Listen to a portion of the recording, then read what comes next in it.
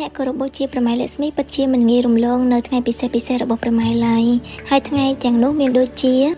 ថ្ងៃដេវីលីឬហៅថាលក្ស្មីពូចាដែលជាថ្ងៃបុណ្យធំបំផុតប្រចាំឆ្នាំឬប្រៀបបានទៅនឹងថ្ងៃចូលឆ្នាំថ្មីតាមប្រតិទិនចន្ទគតិសម្រាប់ថ្ងៃបុណ្យដេវីលីគឺគេច្រើនធ្វើនៅក្នុងថ្ងៃ15កើតឬ1រោចក្នុងខែកដិកថ្ងៃសំខាន់ទី2គឺថ្ងៃកំណើតរបស់ព្រះម៉ែហៅថាលក្ស្មីចយន្ទី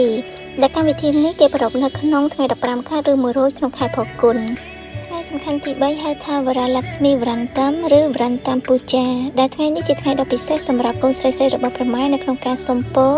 ទាក់ទាញសំណាងល្អសុខភាពនិងសេចក្តីសុខសុភមង្គលដល់ក្រុមគ្រួសារដែលគេតែងតែប្រារព្ធវរន្តំពូចានេះនៅថ្ងៃសុក្រមុនថ្ងៃ15កើតខែស្រាបជារៀងរាល់ឆ្នាំទី4គឺកូជាហ្គិរីលក្ស្មីពូចា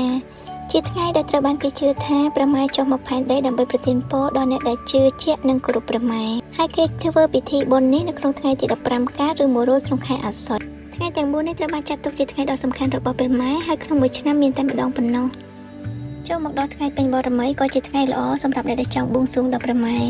ហើយក្នុងមួយឆ្នាំមានរហូតដល់12ដងបន្តមកចូលមកដល់ថ្ងៃអមាវាសាឬខែដាច់ក៏ជាថ្ងៃដែលមិនគួររំលងហើយក្នុងមួយឆ្នាំក៏មាន12ដងដូចគ្នា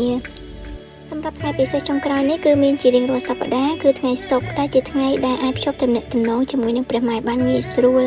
ព្រះម៉ែចាំស្ដាប់ព្រះម៉ែនឹងប្រទានពរដល់អ្នកដែលមាននិស្ស័យការរៀបចំកិច្ចពិធីផ្សេងៗនៅក្នុងសាសនាហិណ្ឌូគេនិយមប្រើតាមប្រតិទិនចន្ទគតិដែលរត់តាមដំណើររបស់ព្រះច័ន្ទ